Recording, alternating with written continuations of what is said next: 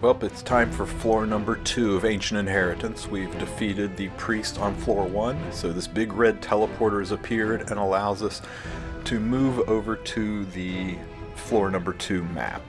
Now, if you haven't beaten the floor 1 boss yet, that's no problem. You can refer back to my video from yesterday. I will have a link in the description. It will give instructions on how to deal with floor number 1, and you can save this video for when your guild has completed. So you'll immediately teleport into the southmost point of floor number 2. Floor number 2 has got a different map than floor number 1, and you'll need to be a little bit more organized to complete it quickly. There are 2 different bosses on floor number 2 that need to be taken out first, all the way on the east side and all the way on the west side. So I recommend that you split your guild up into 2 teams. We're doing a purple team and a blue team to take out the east and west boss.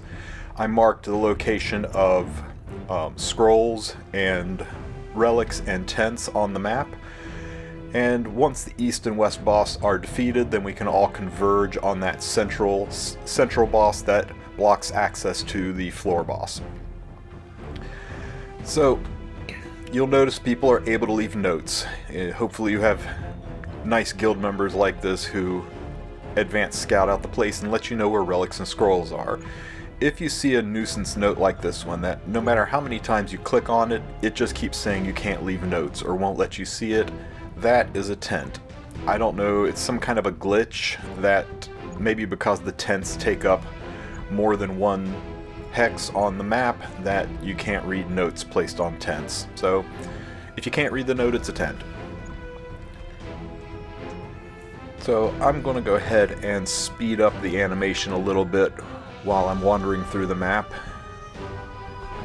And I'm on the purple team, so I'm going to head to the right. I'm going to stop off at the first relic. Unfortunately, I don't have good options here. I've got 2 relics that take effect when you defeat a normal monster, and you shouldn't be fighting normal monsters in any situation, so those relics are useless.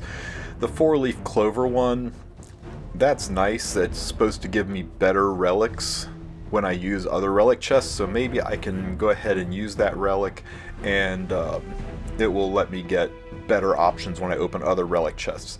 I don't want to get rid of my ranger class booster yet, and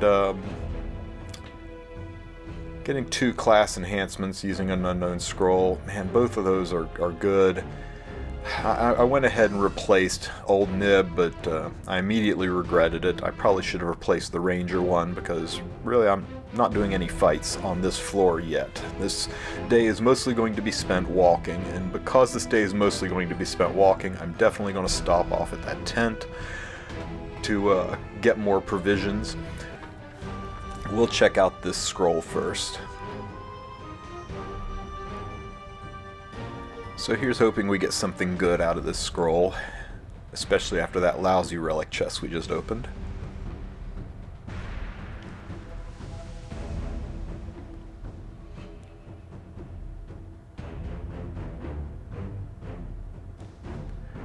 So I do not have warriors to class 5 yet, so I'm left with 2 options. I can have 2 random heroes die and get 2 class enhancement tokens, or I can just dip out with 1 class enhancement token and nobody on my team will die.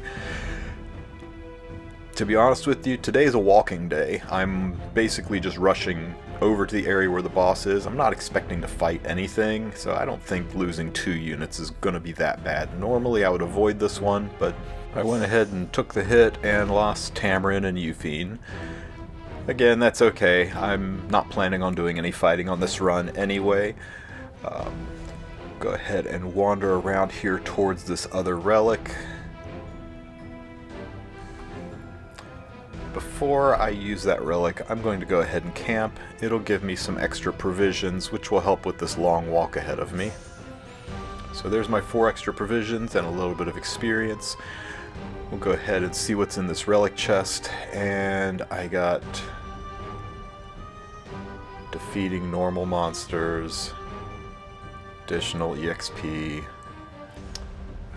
and 12 extra provisions.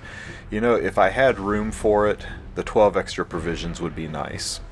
In fact, hindsight being 2020, I probably could have ditched that Ranger artifact booster. It's only a +1 boost, and gotten those 12 provisions immediately, and then replace that one with the next relic that I find. But I didn't do that, so I don't have space for this relic because I'm not high enough level yet.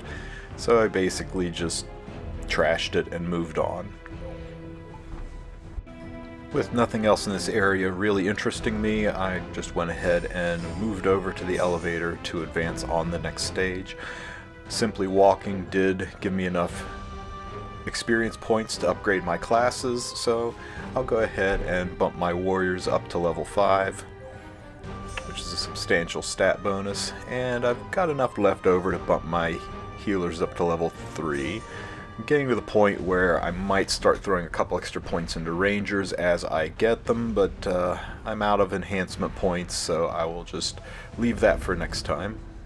So let's fast forward the walking. Ride the elevator across, start heading for the scroll. I'm on the purple team, so I'm going to head for the westmost boss first, collecting scrolls and relics along the way. Let's hope this first scroll is better than what I was offered previously.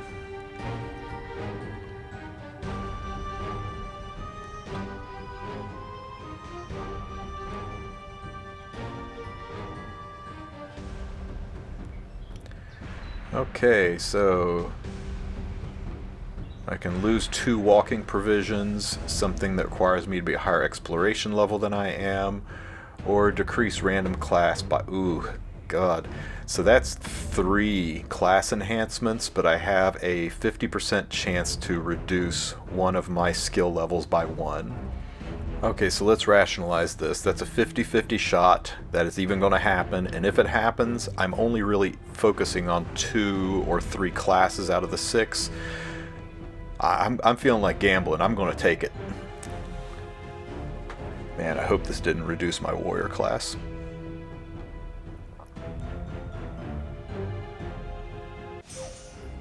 Hey, we were lucky. Did not reduce any class, got my 3 skill enhancement tokens. Whew. Okay, back to power walking it is. So I got to my first relic here, or not my first relic, but my first relic in this new section. And I have got another trash, works on normal monsters. I got an increased mage level when I'm not using mages, and I got the 12 provision one again, which I didn't have room for last time. Now I'm really regretting not changing out that ranger artifact for the provision one, because I could have gotten the 12 provisions and then replaced it with this one and gotten 12 more provisions. I could have pushed so much further in this dungeon, but that's the way it goes.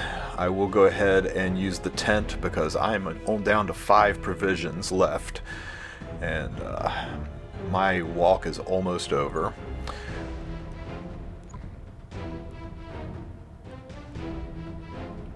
So using the tents is free, but they do have a limited number of uses. Early bird catches the worm.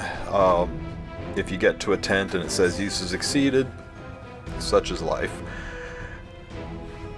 So walking a little bit further, the elevator to the boss on the west side is to the north a little bit. It would be just up and to the left of that red fight icon.